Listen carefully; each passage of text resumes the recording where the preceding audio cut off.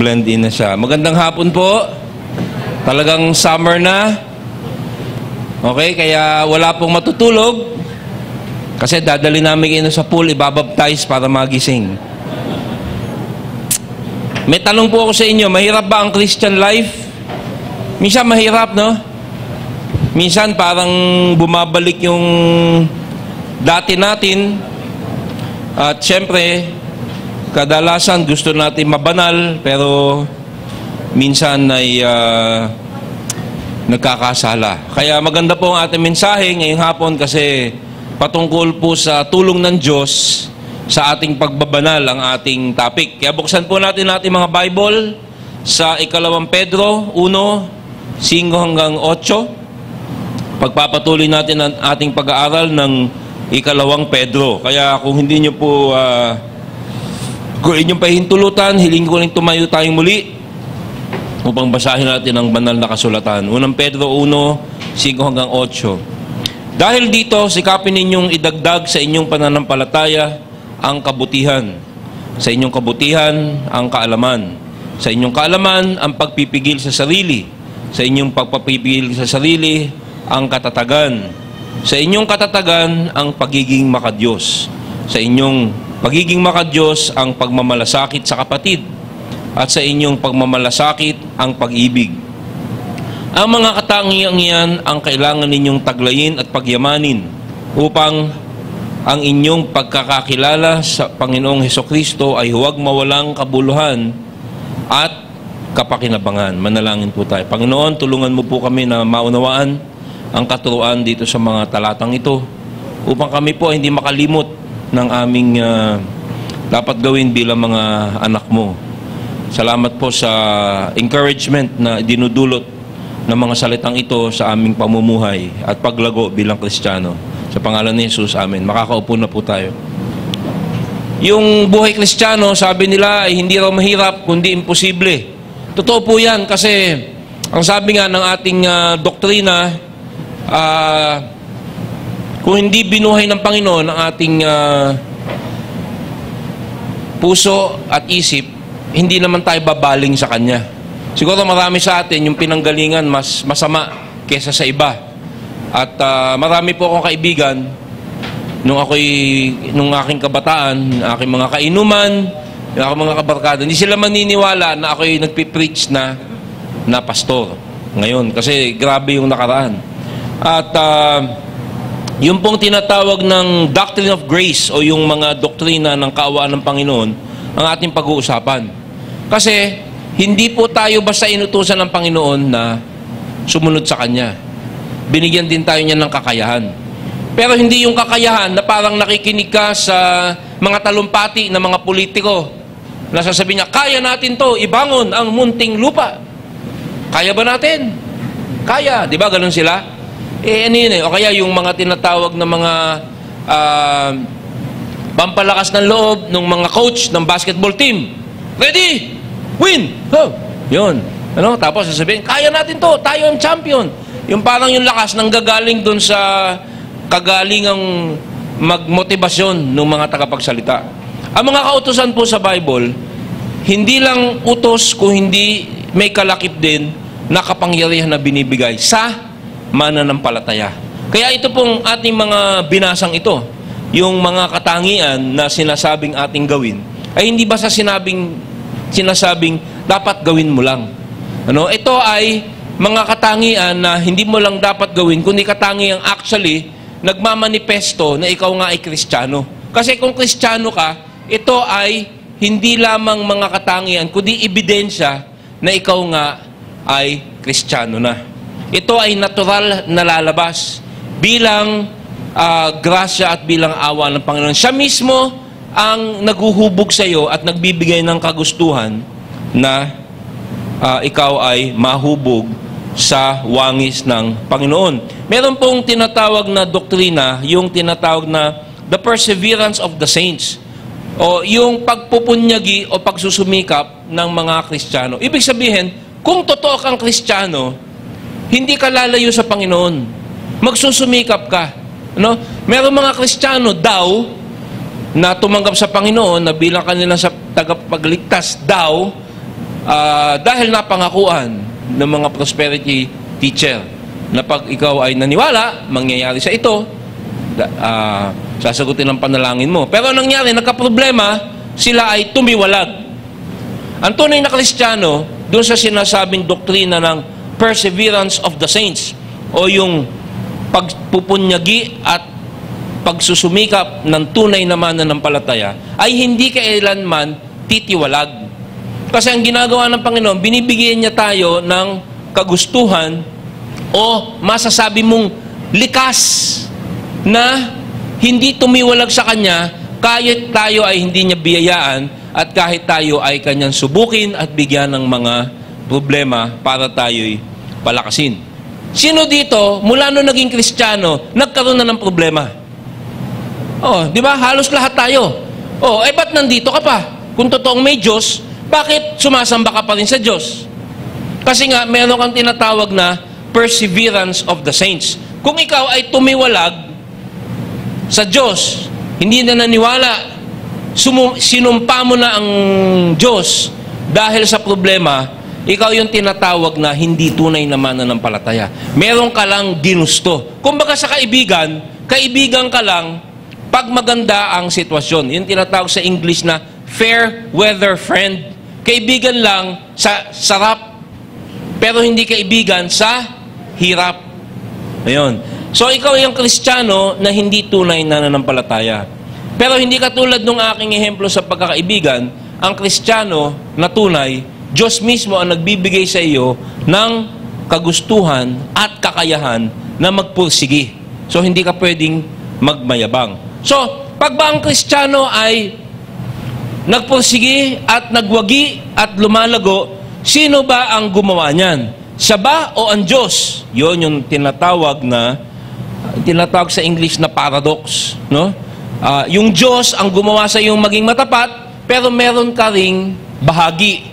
Pero ang nagsimula na ikaw ay hubugin o tawagin sa pananampalataya ay ang Diyos. Tulad nitong talatang ito, natitiyak ko ang nagpasimula sa inyo ng mabuting gawa ay siyang magtatapos nito hanggang sa araw ni Jesucristo. Ang ibig po sabihin niyan, kung sino nagpasimula ng nung iyong pananampalataya, yung iyong pagiging Kristiyano.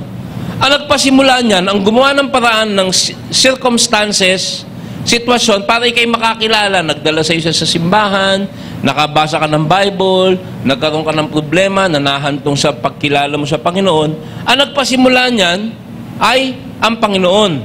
At hindi lang siya nagpasimula, siya rin ang magtatapos. Ibig sabihin, siya rin ang gagawa ng paraan para ikay manatili. Lahat ng sitwasyon sa buhay mo, kanyang hinuhubog upang ikaw ay lumakas. Kahit yung problema, marami sa atin, lumakas ang ating pananampalataya dahil sa nadanasan na problema.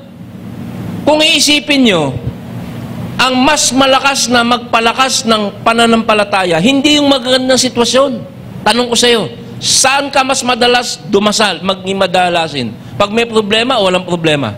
Di ba pag marami kang problema, ang close mo kay Lord?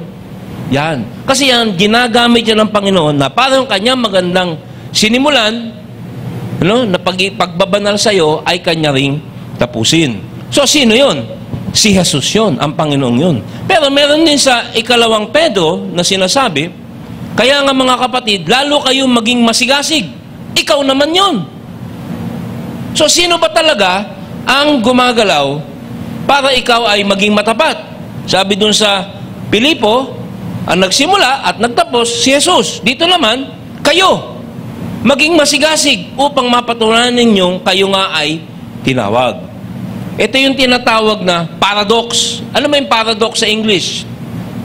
Yun yung tinatawag na para magkabaliktad na mga salita, pero pareho ibig sabihin o sila ay totoo. So pag tinanong, sino ang nagsimula at sino ang gumagawa para ang iyong pananampalataya ay maging malakas? Ikaw ba o ang Diyos? Ang sagot, oo. Ha? Di ba dalawa yung tanong ko? Ang Diyos ba o ikaw? Oo.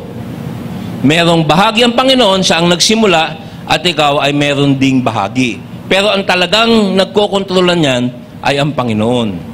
Kaya ang layunin ng mensaheng ito ay para palakasin na yung loob. No? At ang layunin din ng mensaheng ito, kung ikaw naman ay hindi nagmamanifesto ng mga bagay na kailangan nakikita Kristiyano, ay para ikay bigyan ng babala. No? Kasi yung mga katangian na 7 katangian na makikita rito ay mga manifestasyon ng tunay na Kristiyano. Makikita natin na ang Panginoon ang lahat ng gumagawa, ngunit maliwanag din na meron tayong bahagi. Sabi sa Filipos 2, kaya nga mga minamahal, tulad ng inyong buong pusong pagsunod nung ako'y kasama pa ninyo, lalo kayong maging masunurin ngayong ako'y malayo na sa inyo. Pag sumikapan ninyong maging ganap, o sino yun? Ikaw yun.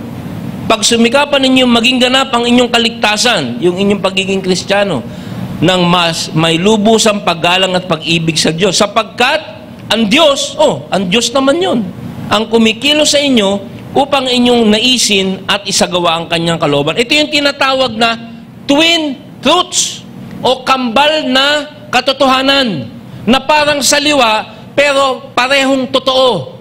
Ibig sabihin, ang gumagalaw sa pagpapalakas at pagsunod sa ating pananampalataya ay Diyos, 100% God, and 100% you. Kaya nga ang title ng ating message, lahat sa lakas ng Diyos at lahat sa lakas natin.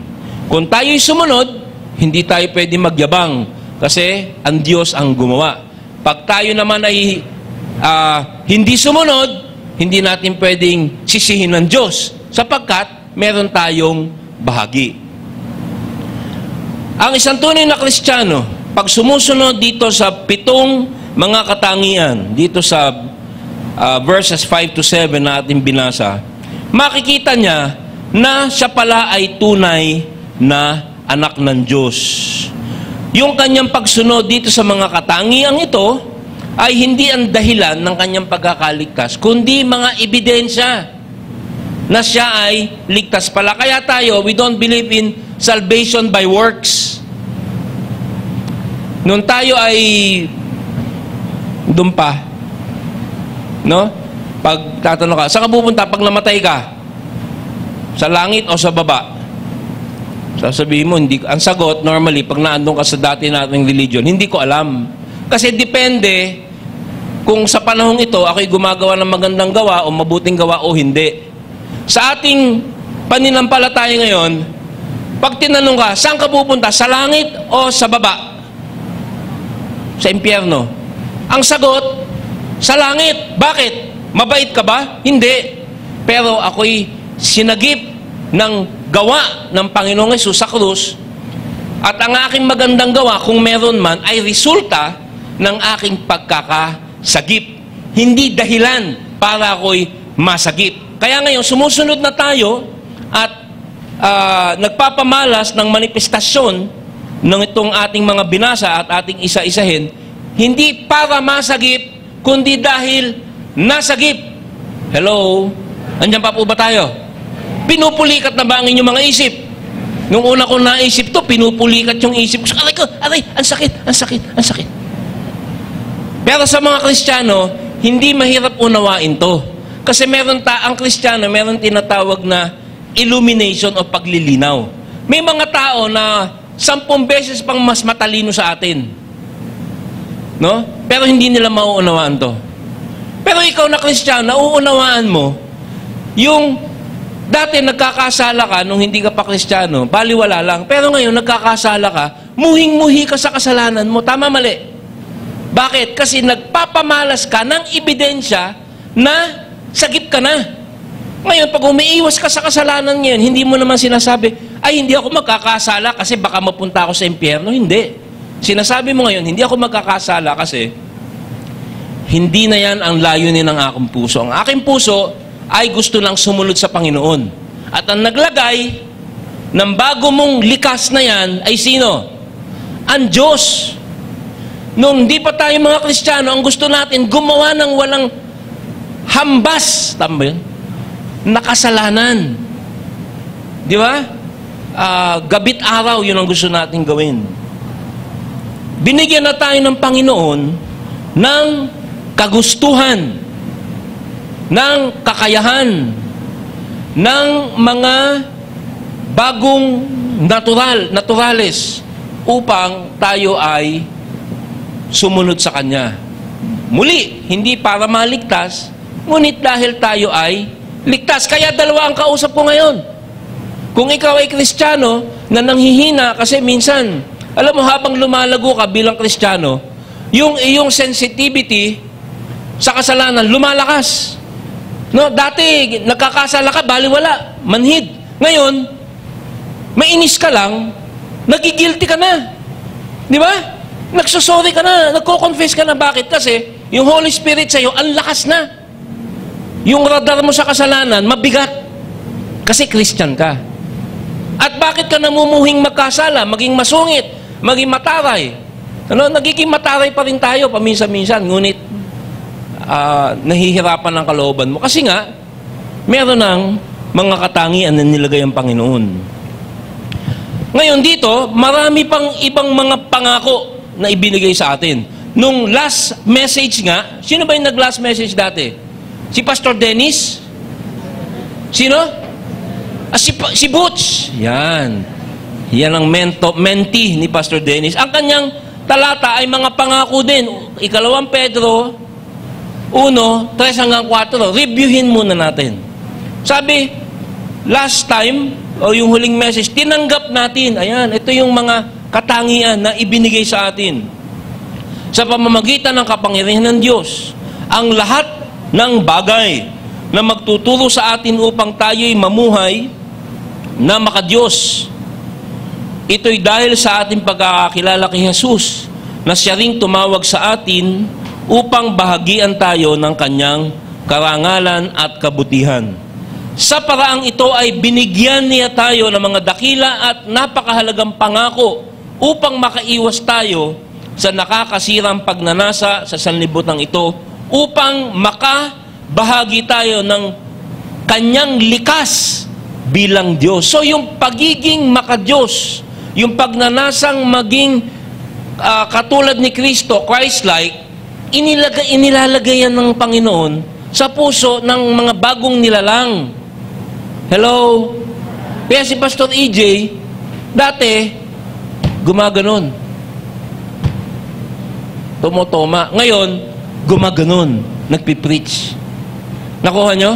Sino naglagay nun sa puso ko? Hindi ako. Hindi ako pwede magyabang. Ako'y makadiyos. Gusto ko magpastor. It's God. At bakit ko ginagawa yun? Para mapunta sa langit? Hindi. Kasi pupunta ako sa langit, kaya ebidensya na may mga binigay na bagong naturales. Kaya kung ikay Kristiyano, itong mga katangian ito, tulad din nung last message ni Butch, yung mga tinanggap at ibinigay sa atin, hahanapin mo bilang ebidensya. Ang tanong ko, may ebidensya ba sa buhay mo na ikaw nga ay sinapian ng banal na Espiritu Santo na ikaw nga ay hindi, ikaw ba'y ligtas? Ikaw ba'y anak ng Diyos? Oo, kasi tinaas ko yung kamay ko eh. Oo, kasi nagsisimba ako sa grace. O kaya meron akong malaking krus dito. O kaya nagpapapako ako pag mahal na araw. Wala po yan. Ang titingnan, yung manifestasyon ng bagong pamumuhay. Kaya, kung ikaw ay Kristiyano na minsan ay nagkakamali, ngunit nalulungkot sa mga pagkakamaling iyan, dapat lumakas ang loob. Ngunit, yung pangalawang aking pinag-uusapan ngayon, sinatawag mo ikay Kristiyano, ngunit sa salita lang, ngunit walang manifestasyon na tinanggap mo ang mga bagong naturalis na ito, hindi ka dapat lakasan ng loob. Dapat ikaw panghinaan ng loob para ikay tumawag. Sabi nga, tiyakin mo na ikaw nga ay natawag. Lahat ng mga bagay ay ibinigay sa atin upang maging makadiyos. Ang kailangan lamang ay atin itong gamitin. No? Sabi sa Efeso 3, upang lubusang maunawaan ninyo kasama ng mga hinirang, ano hinirang? Tinawag, mga napili, kung gaano kalawak, gaano kahaba, gaano kataas, at gaano kalalim ang kanyang pag-ibig. At naway malaman ninyo ang buong pag-ibig ni Kristo na hindi kayang abutin ng pag-iisip upang kayo mapuspos ng kapuspusan ng Diyos sa Kanya na makagagawa ng higit pa kaysa maaari nating hilingin at isipin sa pamamagitan ng Kanyang kapangyarihang naghahari sa atin. Hindi daw natin nakikita yung kayang gawin sa atin ng Panginoon, yung pagbabanal. Maraming simbahan, ang ipinamumudmud nilang aral ay yung material na magagawa ng Panginoon. Pero ang Biblia, ang tema, hindi material but spiritual blessing. Para tayo mauwi sa pagiging makadiyos. At sasabihin ko na sa inyo, ang mga taong hindi nakatatagal sa spiritual blessing ng mga mensahe, gusto material, questionable. Kasi habang ikay lumalago bilang Kristiyano, yung naisin ng iyong buhay ay maging kaaya-aya sa Panginoon. This is your new nature. This is your new desire because you are a new creature. Pero sinasabi dito sa ating mga binasa, lahat yan, naghahari na sa atin, ibinigay na sa atin, hindi mo lubos isipin. Pero, yung pagnanasa na yon, yung mga kakayahan na yon na ibinigay ng Panginoon, ay hindi niya ipipilit sa atin. God will not make us holy against our will. Kaya maraming Kristiyano namumuhay na defeated. Maraming Kristiyano, ngunit defeated. Na parang hindi matagumpay ang pamumuhay bilang Kristiyano. Kasi nga, may mga katangian na ibinigay na hindi nila pinagpupursigahan. Kumbaga sa muscle, hindi mo siya iniinsayo. Di ba? Hindi mo siya pinalalaki. Hindi mo siya wino-workout. Kailangan yung mga katangian na iyon ay ating iniinsayo. Iyon ang sinasabi dito. Ibinigay sa'yo, insayuhin mo. Imbis na dito malaki, dapat dito. Ano? Yan lang. Yan, simple lang. Malalim na theology yan, pero yan ang ibig sabihin. Ano ba yung mga katangiang yan? Ayan, sabi sa verse 5, dahil dito, dahil saan? Dahil sa napakarami ng binigay sa ating kakayahan at mga pagbagong pagnanais, sikapin ninyong idagdag sa inyong pananampalataya. Yung idagdag, yan yung Greko na sinasabing parang binibigyan ng supply yung army. No, lahat ng dapat mong gawin, palakasin mo ang iyong pananampalataya. Yung pananampalataya, yun yung tawag. Yun yung tinatawag na effectual call. Pag tinawag ka ng Panginoon, kung ikaw nga ay tinawag, yun yung tinatawag ng mga theologian na effectual call. Ibig sabihin, pag tinawag ka ni Lord, hindi ka makakatanggi. Yun yung kahilera nung tinatawag na the doctrine of election, na ang mga Kristiyano na naging Kristiyano ay mga Kristiyanong pinili, hinirang. Ano? Yung church, ang tawag dyan, ecclesia. Iglesia, ecclesia. Ibig sabihin, the called out ones, yung mga tinawag. Kung naging Kristiyano ka kasi tinawag ka, halimbawa sinabi ng Panginoon, EJ. Yun ang tawag. So nung ako'y teenager na nagwawala, bigla akong tinawag, EJ. Hindi ako makakatanggi doon. Ibig sabihin, nakarinig ako ng mensahe kay Kuya John Bulalaon na aking youth leader at hinipon ng Diyos ang aking puso. Sa gitna ng aking pagiging makamundo, tinawag ako, hindi ako nakatanggi. Yun ang pananampalataya, idagdag mo daw doon. No? Kasi pati yung tawag na yun ay isang regalo.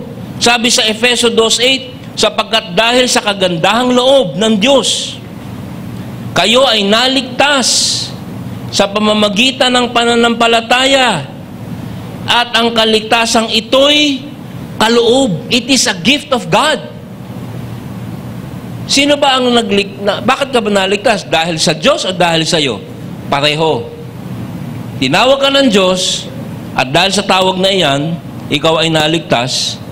Isa itong kaloob at hindi sa pamamagitan ng iyong sarili.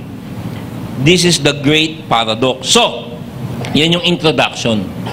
Ano ba ang 7 bagay na yan Muli, sabi sa 2 Pedro, maging masigasig upang mapatunayan na kayo ay tinawag, pinili.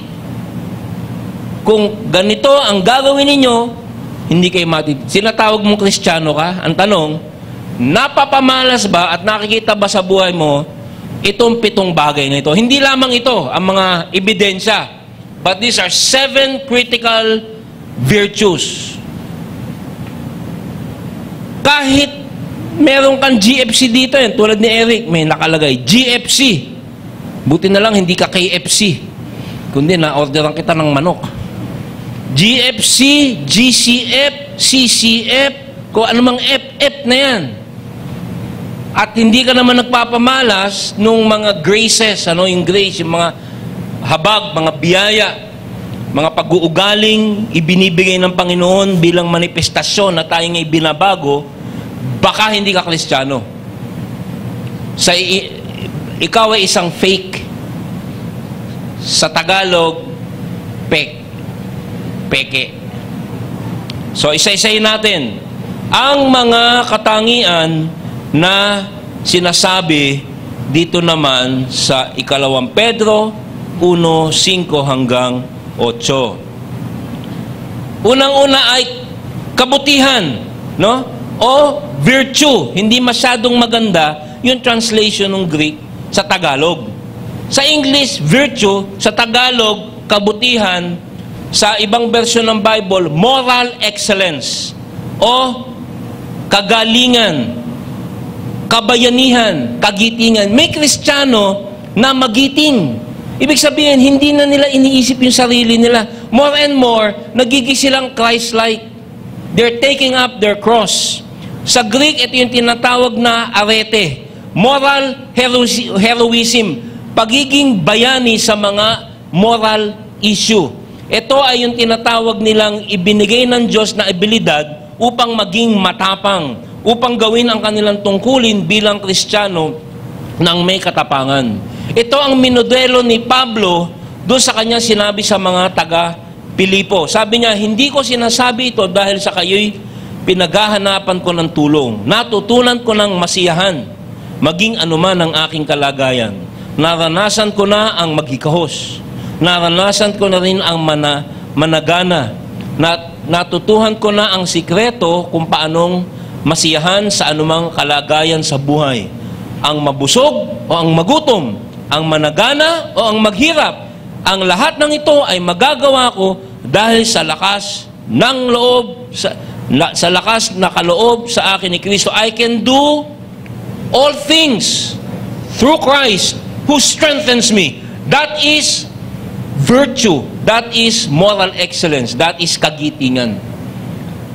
Bilang Christian, bigyan ka ni Lord ng marami, bigyan ka ni Lord ng kaunti, nagpapasalamat ka, nagagamit ka niya. Kaya galit na galit ako yung sa mga pastor na prosperity teacher na tinuturuan ang kongregasyon na kung anong hinihingin sa Panginoon. Pwede ka lamang humingi sa Panginoon. Pero unahin mong hingin sa Panginoon ang tinatawag na virtue o kagitingan na, Lord, bigay mo sa akin to, pero kahit anong ibigay mo sa akin, ako'y makukontento. Katulad ng mga heroes of the faith sa Hebrews 11. Yung Hebrews 11:37-38, naandun yung mga bayani ng kabutihan at pananampalataya. Sabi, sila ay binato, nilagari sa dalawa, pinagtataga, mga walang damit, ang mga suot ay balat ng hayop, sila ay mga inapi, sila ay mga inusig, ang mundo ay hindi karapat-dapat, sila ay nagpagala-gala sa disyerto, sa bundok, sa kuweba. Ibig sabihin, etong ugali na to, etong tangian na to, ay isang pagkabayani sa pamumuhay Kristiyano. Marami sa inyo naglilingkod, maraming ginagawa para sa pangalan ng Panginoon kahit nahihirapan. That is virtue. Pangalawa, dito sa listahan ng mga kakayahan at manifestasyon ng pagiging Kristiyano. Kaalaman o knowledge. Sa gitna ng tinatawag na moral heroism or virtue na ating binanggit ay ang karunungan. Dapat, kung ikaw'y magsasakripisyo at susunod, ito ay nakasalalay sa karunungan upang meron kang spiritual discernment and wisdom. Dito po nakasalalay ang matagumpay na pamumuhay Kristiyano. Kaya ang simbahan, ang sentro ng ating ginagawa ay ang pangangaral. No? Kasi pag hindi mo alam kung anong kautusan ng Diyos, maliligaw ka. Hindi ka lalakas at hindi mo malalaman ay itong mga bagay na nagpapalakas. Sabi nga sa Kawikaan 2, pagsikapan mong hanapin ang tunay na kaalaman. Sa English, cry out for discernment. Ikaw ba'y Kristiyano na hindi matagumpay ang pamumuhay? Cry out for discernment. Lord, bigyan mo ako ng kaalaman. At saan mo masasumpangan ng kaalaman? Diyan, sa upuan mo, habang nakikinig ka ng mensahe mula sa Biblia, siguraduhin mo lang na maayos yung pastor mo. At sa pag-aaral mo na mismo ng salita ng Diyos. Pangunaway, pilitin mong makita at masumpungan through the study of God's Word.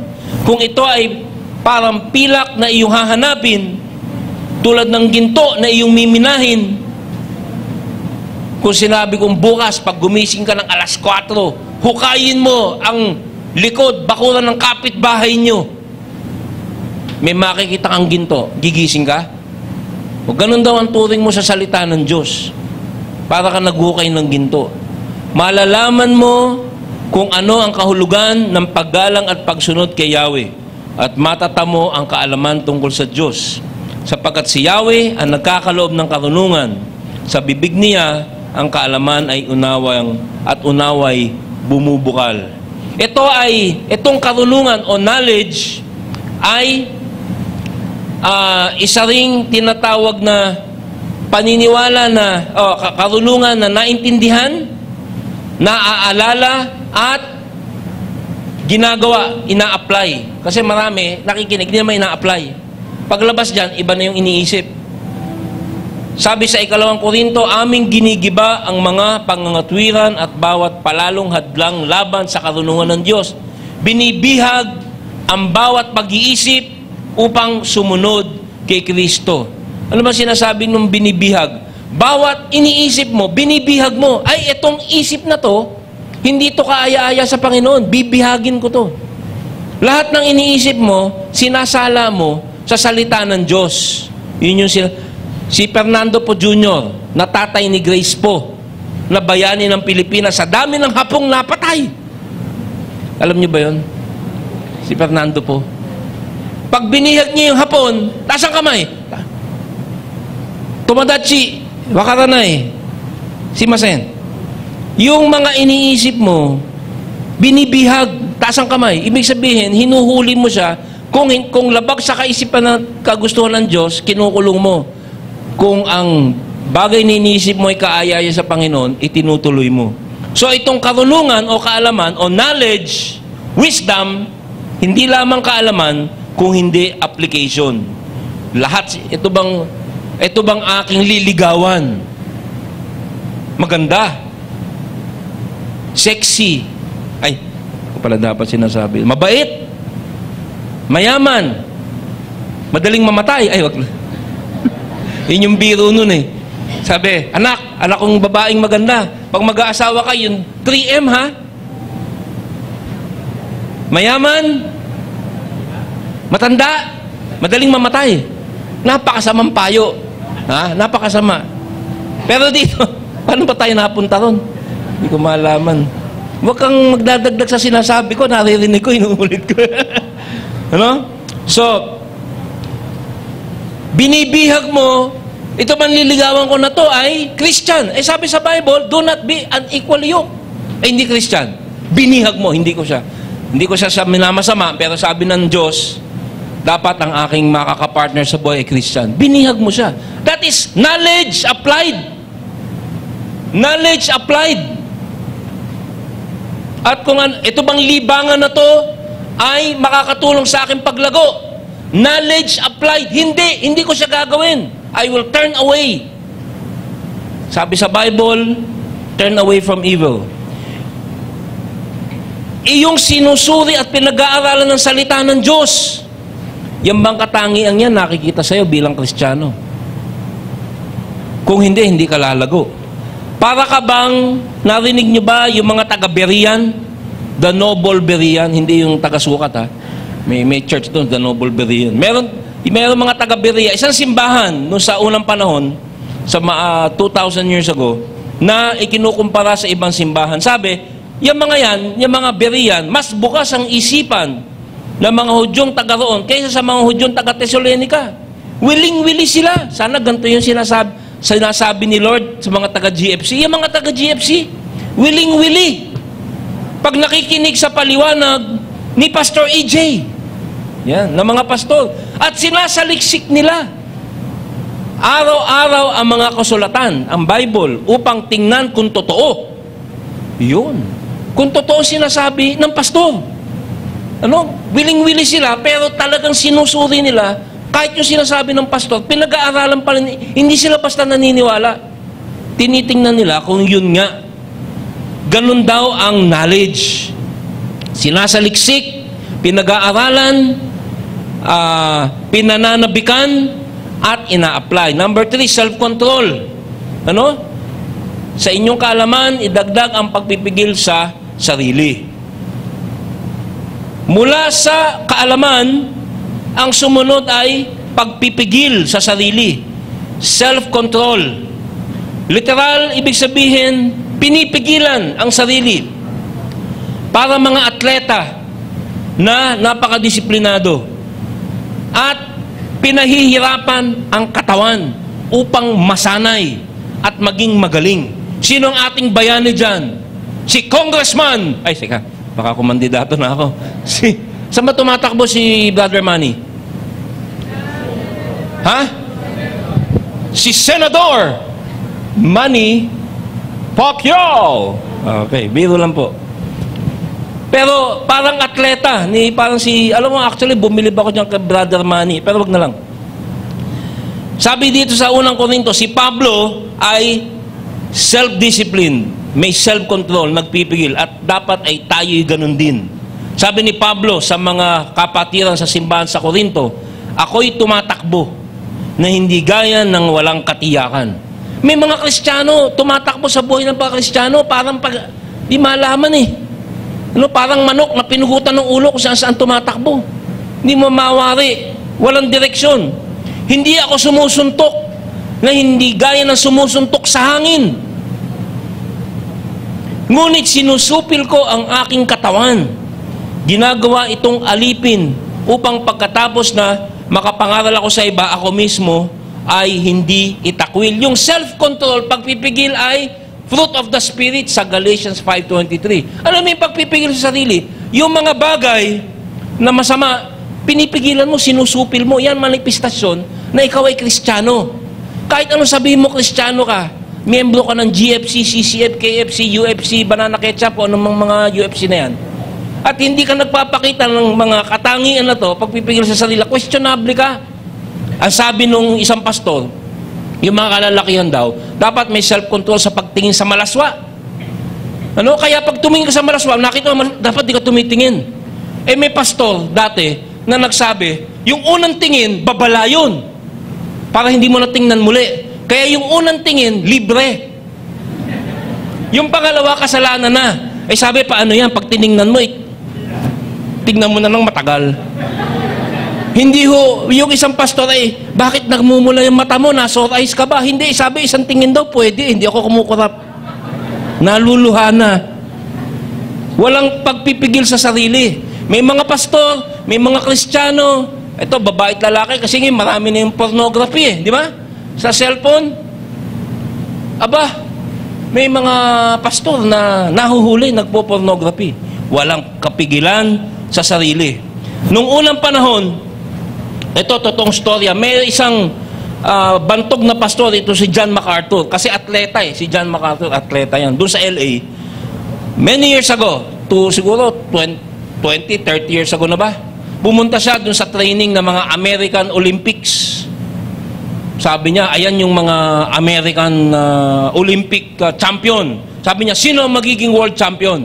Sabi ni John MacArthur, yan ba? Yung malaking tao na yan, na talagang malakas. natural ang kanyang lakas, pinanganak siyang malaki. Hindi yan, sabi nung coach, American coach. Yan ba? Na talagang natural na ipinanganak na mahahaba ang paa at mabilis tumakbo? Hindi, sabi niya, ayun, yun yung mananalo. May tinuro daw, totoong storya po to, yung Blondie na lalaki na yun, na payatot at parang hihina-hina. Hindi siya ang pinaka magaling at ipinanganak na inborn. Hindi yung natural yung kanyang lakas, pero napaka-disiplinado ng isip niya. He is the most disciplined athlete.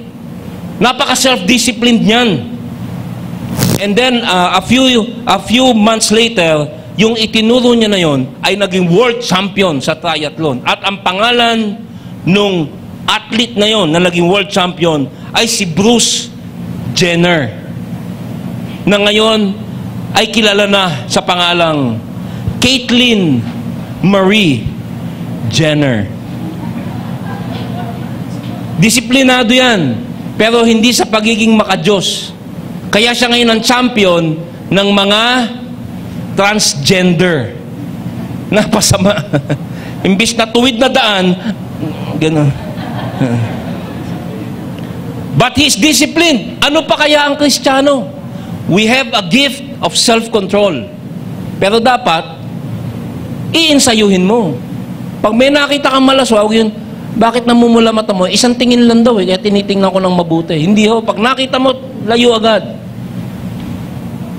Pag mayroong bagay na hindi maganda, layo agad. Pang-apat, nakatangian na andito sa ating talata na dapat ipinapamalas, hindi upang maligtas, kundi dahil ikaw ay ligtas. Hello? Nakukuha niyo po ba ang punto ng ating pinag-uusapan? Kaya ako gumagawa ng mabuti, hindi ka para maligtas, ligtas ka na eh. Kaya ako gumagawa ng mabuti, ay para ebidensya na naligtas ka nga. Yan ang kabaliktaran natin sa Catholic Church. Sa Catholic Church, to go to heaven, you have to do good works. Pag namatay ka, you did bad works, kahit buong buhay mo, good works, mabait ka, last minute, bago ka mamatay, bad works, you go to hell. Tayo, hindi. Nagkakamali tayo dahil ginawa na ng Panginoon ang kabayaran. Ngunit tayo nagmamanifesto ng bago nating katangian. Bilang ebidensya, hindi bilang dahilan ng ating pagkakaligtas. Pang-apat, katatagan. Katatagan. O sa English, yung tinatawag na perseverance. Dapat ipinapamalas mo to. Lumalabas na sa iyo to bilang bagong nilalang. Bilang ligtas na anak ng Diyos. Ano ba to? Ito yung tiyaga. Ito yung hindi bumibitaw. Ano, kapareho din to nung sinasabi kanina na katangian na nagtitiis ng hirap para sa Panginoon, para sa pananampalataya. Sapagkat, kung sinasabi mong Kristiyano ka, ngunit pag nasubo ka, ikaw ay tumiwalag. May mga Kristiyano na Kristiyano daw sila, minala sa negosyo, iniwanan ng asawa, ganyang kabandyos. They turn away from God. They become an apostate. Dahil hindi maliwanag sa kanila kung sino ba ang Diyos. Ang Diyos ba ay tagapagbigay lang ng mabuti? Hindi ba siya Diyos na dapat Diyosin? Na tatanggapin natin ang mabuti, hindi kabutihan? Kung mabuti, thank you Lord. Kung hindi mabuti, sabi mo, Lord, ikaw ay mabait at alam mo ang ginagawa mo. At ang mga trahedya ay magagawa mo para sa akin ring ikabubuti. Ang magandang ehemplo dyan ay si Job. Si Satanas. Sabi sa Panginoon, kaya ka lang sinusunod ni Job. Kasi binibigyan mo ng kayamanan eh. Alam niyo istorya ni Job? Sabi ng Panginoon, sige, subukin mo. Subukin mo. Kung yan ay tunay na mananampalataya, kahit anong gawin mo dyan, hindi titiwalag sa akin yan. Pero kung hindi, benepisyo lang, ako'y isusumpa. Ano nangyari kay Job? Isang matuwid, sabi sa Bible matuwid. Isang ehemplo ng pagiging makadiyos. Sunod-sunod, namatay ang anak. Bumaksak yung kanyang negosyo, nawala na. Tapos sabi niya, nung kahuli-hulihan, nung huling nag-report na nawala na lahat, sabi niya, ano sabi niya? Ako ay lumabas ng nakahubad sa aking nanay. Ako ay aalis dito sa mundo ng nakahubad din. The Lord giveth, and the Lord taketh away. Blessed be the name of the Lord. Pag pinuri mo ang Panginoon, dahil binigyan kanya ng biyaya, napapalwalhatian ang kanyang pangalan. Pero pag nagpuri ka sa Panginoon, sa trahedya na iyong buhay, 10 beses na luwalhati. Hello? Lahat pwedeng magpuri sa biyaya. Pero ang Kristiyanong nagpupuri sa kabila ng trahedya, nagpasalamat pa rin sa Panginoon, yun ang makakatawag pansin ng mga hindi nakakakilala. Sino ang Diyos niyan?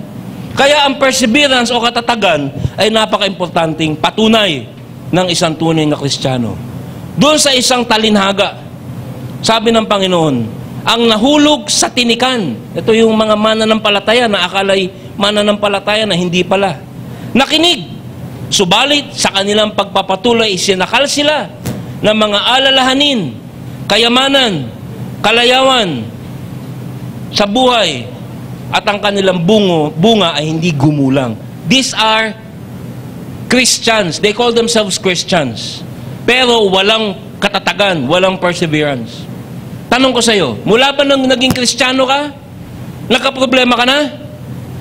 Ba't nandito ka pa? Ba't nandito ka pa? Akala ko ba ang Diyos mo, Diyos? Alam mo kung ba't nandito ka pa? Kasi tunay kang Kristiyano. You have perseverance. Hindi ka lamang anak ng Diyos pag may maganda siyang ibibigay sa iyo. Anak ka ng Diyos sa hirap at ginhawa. That is proof. That is evidence. Si Judas na hindi nagbabayad sa jeep. Kilala niyo si Judas? Sumama kay Jesus yan kasi akala niya magiging Mesaya, magkakaposisyon siya. Nung sinabi ni Jesus nung huling gabi, mamamatay ako at baka kayo mamatay. Aba, ipapakilo na lang kita. Pinakilo niya 30 pieces of silver. Nakita mo? Si Judas, ang laki ng tiwala ng grupo sa kanya. Siya yung treasurer. Parang mananampalataya, ngunit nung makita na siya pala ay may ibang habol sa Panginoon, ang katatagan niya ay gumuho. Tanong ko sa iyo, matatag ka ba sa pananampalataya? Kaya galit na galit ako sa mga nagpipreach ng prosperity gospel. Ang prosperity ay part ng biyaya ng Panginoon, pero hindi mo ipapamudmud sa mukha ng tao yan bilang angkla. Delikadong angkla yan. Sapagkat ang pamamaraan ng Panginoon para tayo palakasin ay problema, pagsubok. Kaya nga sabi sa Santiago, count it all joy when you fall into various trials, knowing this, that the testing of your faith, yung na punta sa soil na sinakal ng alalahanin ay kabaliktaran nung napunta naman doon sa magandang tanim, sa verse 15. Ang mga nahasik naman sa matabang lupa, ang pinangungusap dito, the heart, ay ang mga nakinig ng salita ng Diyos, nag-iingat nito sa kanilang pusong tapat at malinis, at sila'y namunga dahil sa pagtitiyaga. Ikaw ba'y naghihirap na sa iyong pagkakristyano? Pero matapat ka pa rin? Nagpe-pray ka, nagpapasalamat sa Panginoon, pero umiiyak ka? Pero matapat ka pa rin? That is proof. Patunay yan na tunay ka. Huwag kang malungkot dyan. Kasi that is God's way of proclaiming His name. Ang historya ng mga Kristiyano ay mga martyrs. Hindi mayayaman. Mga taong nilagari, mga taong pinatay, pero naging matapat. Yan ang bunga na dapat namamalasan sa ating buhay. Katatagan. Sapagkat ating binibigyan pahalaga ang paglago na mas higit sa malagong pamumuhay. Hindi lamang iyan ay kinagagalak din natin ang mga kahirapang ating tiniis dahil alam nating ito'y nagbubunga ng pagtitiyaga. Kaya sa tama yung Santiago, count it all joy. Bakit? Kasi alam mo, pag binigyan ka ni Lord ng problema, that is His way of teaching you. Pero siyempre, ayoko rin ng problema. Pero kung naniniwala kang ganap na makapangyarihan ng Panginoon, naniniwala ka kontrolado niyan at gagamitin niyan sa buhay mo. At ang pagtitiyaga ay nagbubunga ng katatagan, at ang katatagan nagbubunga ng pag-asa. Maliwanag ba yan? Pine-prepare tayo. Sabi naman sa Roma 12, magala kayo dahil sa inyong pag-asa. Matiyaga kayo sa inyong kapighatian. At palaging mananalangin. At alam mo, pag marami kang kapaghatian, hindi ba totoong dumadalas ang iyong pananalangin? Meron kang perseverance, meron kang katatagan. Sabi ni Cicero, ang voluntaryong paghihirap sa mga mahihirap na bagay para sa ikalalago at para sa pagiging kagamit-gamit sa Panginoon. Yan yung tinatawag na pasensya sa Latin, Tagalog din. Sabi naman ni Didymus of Alexandria patungkol kay Job, hindi sa ang isang tao, isang matuwid na tao ay walang pakiramdam o manhid sa paghihirap. Dapat niyang tiisin ang paghihirap na nagpapahirap sa kanya. Pero isang katangian ng isang makadiyos na tao na dahil sa kanyang paghihirap at dahil sa kanyang paniniwala, tinatanggap niya ang kalungkutan para sa kanyang Panginoon. Yan yung katangian na lumalabas na sa tunay na mga Kristiyano.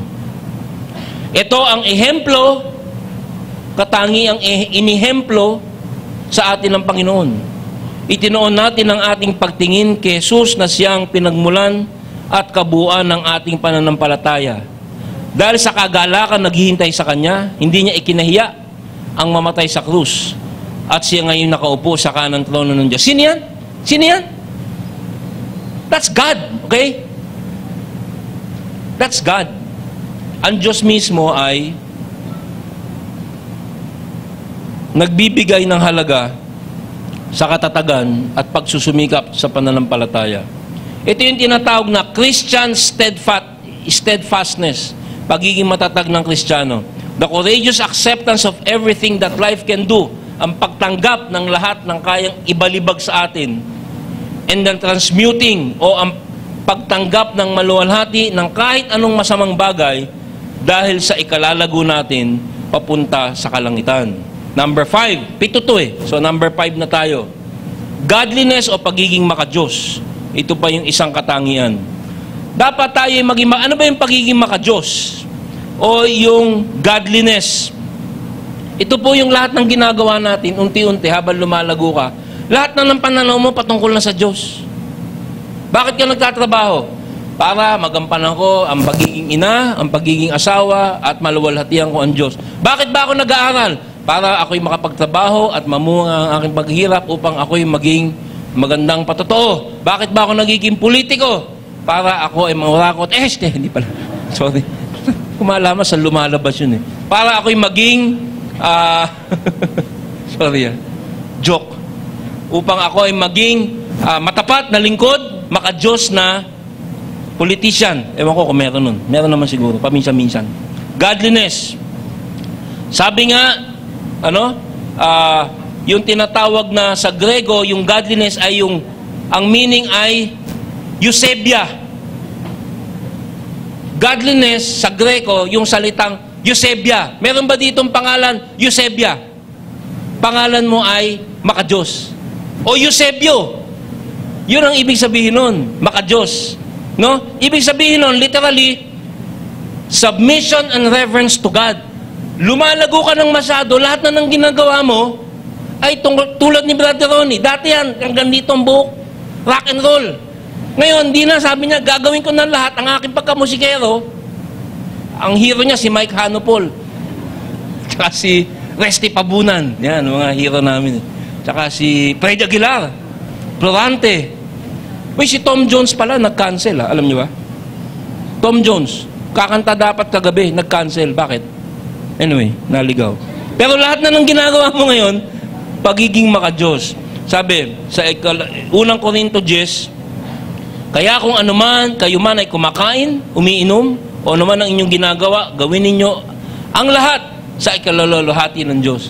More and more, yung buhay mo, meron sa inyo, yung mga nagsaserve dito sa church, yung mga yan, nagtatrabaho yan the whole week. Pero yung kanilang free time, nandito pa.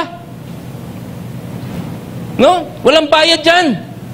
Akala ko nung una, tagahanga ko sila. Hindi pala. Ginagawa na pala. Alam niyo naman tayo mo. Alam niyo sa English, hindi ako nagbibiro ng ganito. Kahit minsan, anyway, kasi mahal, alam ko, tanggap niyo ako eh. Tanggap niyo. alam ko hindi nyo ako pagagalitan. Pero yung ating mga volunteers dito, di ba? Talagang, yung dati mga free time nila, kung ano-anong ginagawa. Tong eats, beto-beto,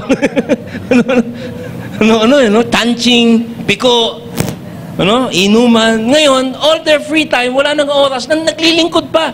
Because they are becoming more and more godly. Everything that you do is for the glory of God. Sabi nga ni Pablo kay Timoteo, ang pinakamataas na prioridad ng katangiang ito ay ang Diyos na.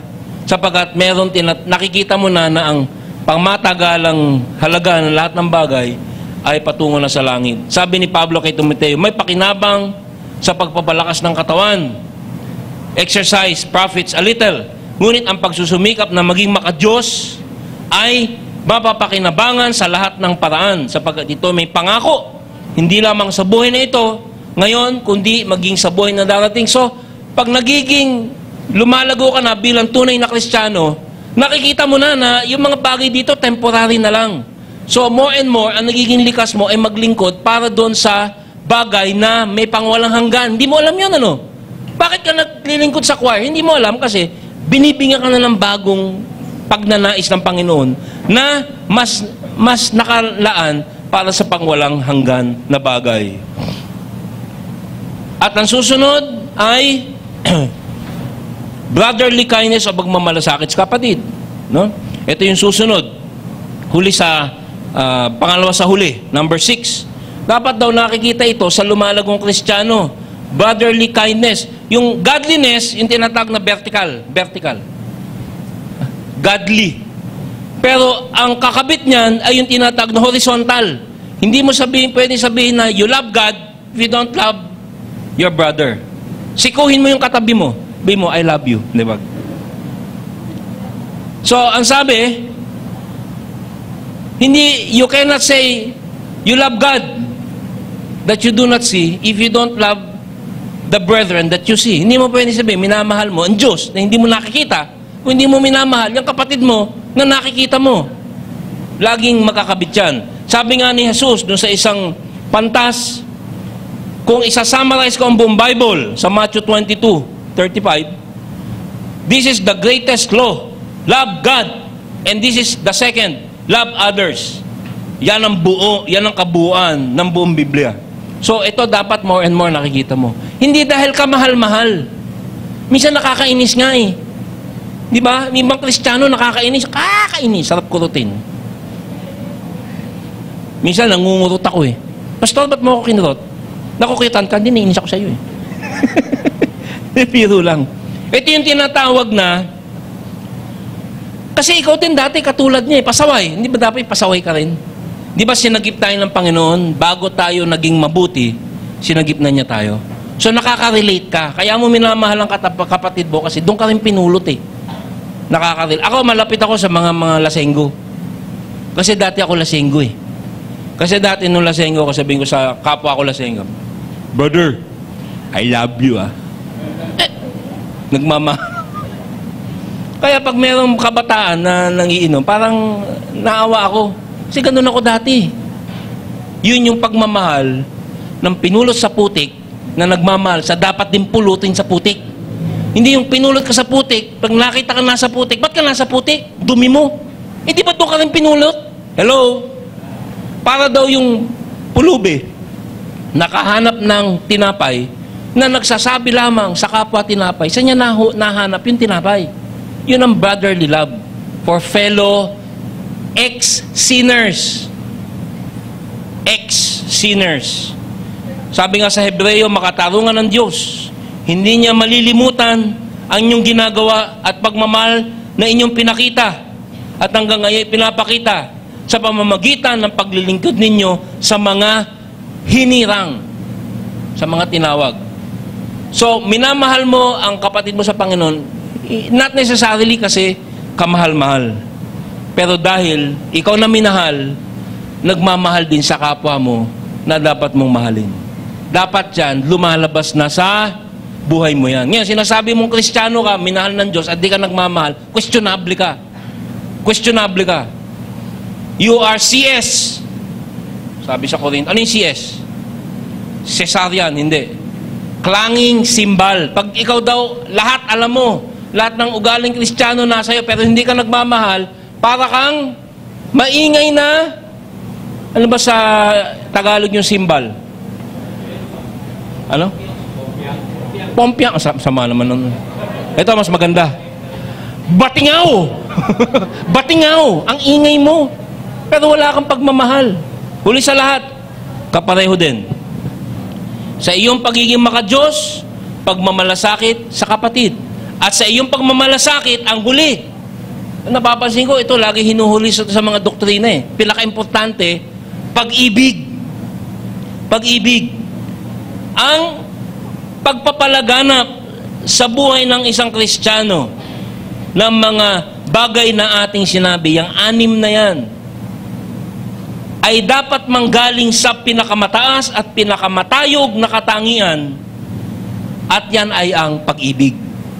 Kaya bumaba ang Panginoon dito kasi inibig ka niya eh. While we were yet sinners, God loved us.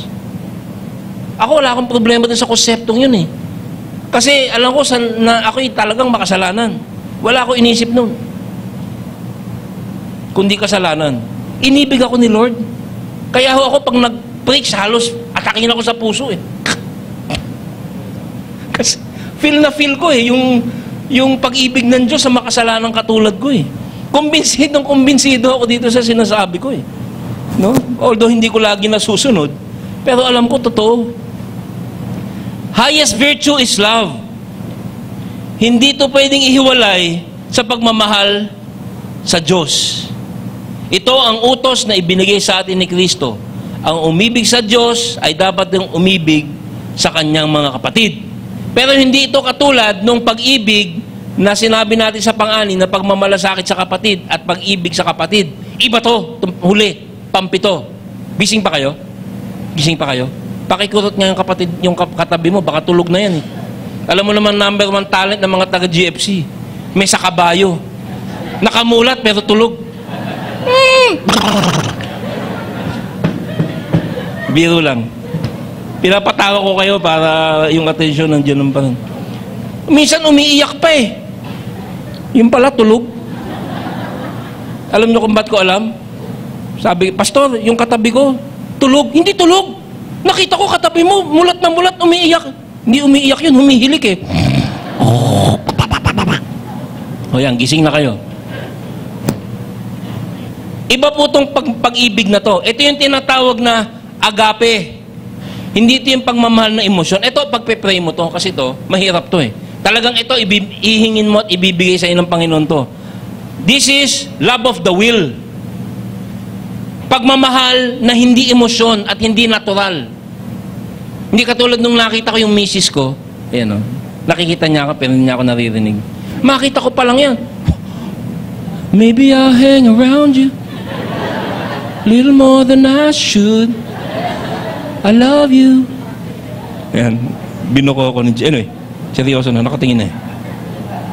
Hindi po ito yung ganong emotional love. Ito yung tinatawag na pagmamahal at obedience to God. Love for your enemy. Hello?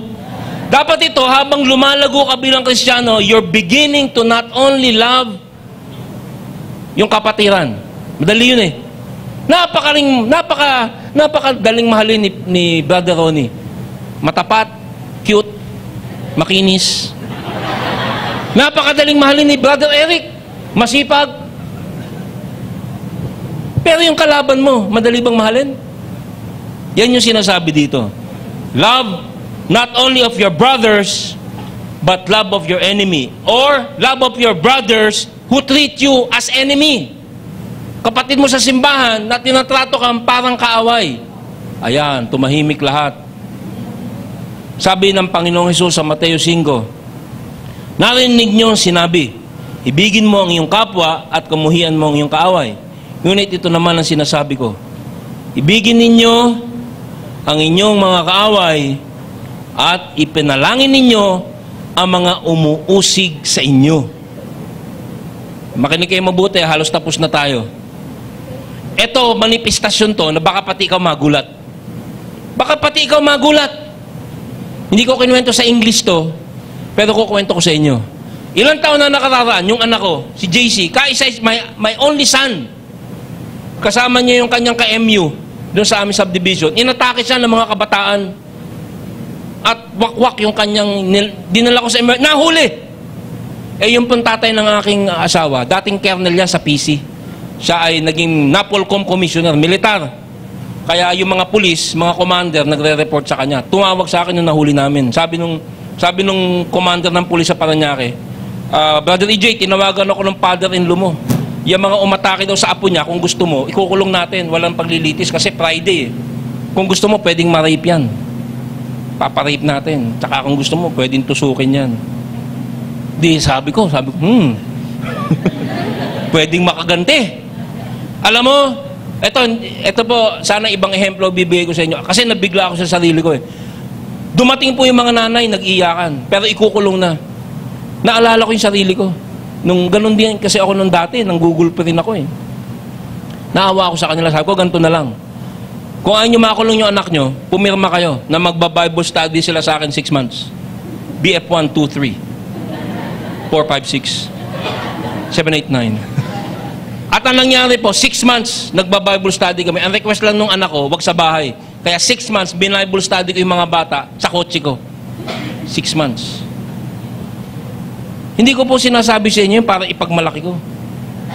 Kasi hindi ko alam kung ba't ko ginawa yun. At hindi ko alam kung gagawin ko pang muli. Pero yung awa na kumatas, doon sa gitna ng pagkamuhi, biglang naging awa, hindi ko alam kung paano nangyari. At hindi ko kailanman pwede ipagmalaki. Sakat hindi ko talaga. Nainis nga ako, ba't ko naramdaman yun eh. Gusto ko kasi gumanti. Pero ito yun eh. Ito yung kumatas. God gave us these abilities. Lumalabas na yung bagong mga natural, pati ikaw nabibigla. Kaya nung pong 6 months na yon, lalabas ako ng gate, bigla na lang merong pagkain doon sa aming pader. Yung mga nanay, pinagbe-bake kami. Yung iba sa kanila sumimba sa church. Nung isang beses, pumunta ako dyan sa Seattle's Best sa Alabang. Nag-uusap yung mga barista. No? Saka bakit? Ikaw pala si Pastor EJ. Kasi yung aming kasama sa trabaho, matagal ka na kinukwento sa naandun yung pumalo sa anak ko. Ikaw pala yun. So binigyan nila ako ng libreng grande. Ano man So sabi ko, mabuti na lang ginawa ko yun, naging patotoo. A few months later, nandiyan kami sa may EDSAM, nakatanggap akong tawag, alam ni Jaja to. Yun uli yung bata na pumalo sa anak ko. Pastor EJ, tulungan mo kami. Ako, bakit? Nandito kami sa morgue. Yung tatay ko, nakiapid sa isang asawa ng OFW na dating Marines. At nalaman, umuwi yung dating Marines, pinuntahan siya dyan sa President's Avenue, dating McDonald's dyan, di ba? No, sa kanto. Tulad ng ginawa niya sa anak ko, umikot siya sa likod kasi tinry daw si nung anak ko eh. Inikutan, hinampas sa basag yung bote. Ginawa nung pumatay sa tatay niya, umikot, tinutukan ng 38, pang! Patay! At ang naisip tawagan nung umatake sa anak ko, na pinakitaan namin ng kabaitan sa pamamagitan ng Bible study bilang pagpapakulong sa kanila, ang naisip niyang tawagan, kami. Hanggang ngayon po, iniisip ko, bakit ko naisip na kaawaan? Hindi ko, I don't know how I did that eh. Pero gusto ko, yung ako na yun. Kasi hindi ako yun eh. Nakukuha niyo ba sinasabi ko? Kung tunay kang Kristiyano, may mga lalabas sa'yo na pag-uugali, mga katangian na isang regalo. Pagkamuhi sa kasalanan, pagiging instrumento para sa pangalan ng Panginoon, pagbibigay ng panahon, hindi sa pera, kundi sa paglilingkod ng walang kabayaran, pagsunod sa mga mahirap na pagsunod, pagluwalhati sa Panginoon kahit hindi ka tumatanggap ng biyaya, pagpapasalamat kahit hindi nakukuha ang hinihingi sa Panginoon. That is what of value to God. Godly character. At ito, love for one's enemy. Alam mo ba, Sa lahat ng katangian na parang Diyos. Ano? Sa lahat ng katangian, of all the godly character traits, the most godlike character that you will have is forgiveness. Love for one's enemy. At ito yung huling katangian. At sabi sa huling talata, sa ating pag-aaral, verse 8, ang mga katangiang yan, ang kailangan ninyong taglayin at pagyamanin upang ang inyong pagkakakilala sa Panginoong Jesucristo ay huwag mawalan ng kabuluhan at kapakinabangan. Hindi ko pala tinapos yung Matthew 5. Babalik mo sa Matthew 5. Sabi doon sa Matthew 5:44, ibigin ninyo ang inyong mga kaaway, ipanalangin ninyo ang umuusig sa inyo. Ano sabi sa verse 45? Upang kayo'y maging tunay na mga anak ng Diyos, that you may be the sons of God. Hindi ibig sabihin, magpatawad ka sa mga kaaway mo na umatake sa anak mo, na umaapi sa'yo, nagchichismis sa'yo, para maging anak ka ng Diyos. Hindi po yan ang ibig sabihin yan. Patawarin mo ang iyong kaaway, ibigin mo ang kaaway mo, upang mapatunayang anak ka nga ng Diyos. Yan ay ebidensya na anak ka ng Diyos. Hindi daan para maging anak ka ng Diyos. Nakukuha niyo po ba? Everything that you do sa Christian is evidential. Not the way to heaven. It is an evidence that you're going to heaven. If these things are yours and abound, pag yung mga katangiang iyan ay inyong tinataglay, ang inyong pagkakakilala sa Panginoon ay hindi mawawalan ng kabuluhan at kapakinabangan. That is how you will live a life that is victorious. Muli, sabi sa Ikalawang Pedro, yung ating message last week, tinanggap natin sa pamamagitan ng kapangyarihan ng Diyos ang lahat ng bagay na magtuturo sa atin upang tayo mamuhay na maka-Diyos. Ito dahil sa ating pagkakakilala kay Jesus na siya ring tumawag sa atin upang bahagian tayo ng kanyang karangalan at kabutihan. Tayo po yumukong lahat.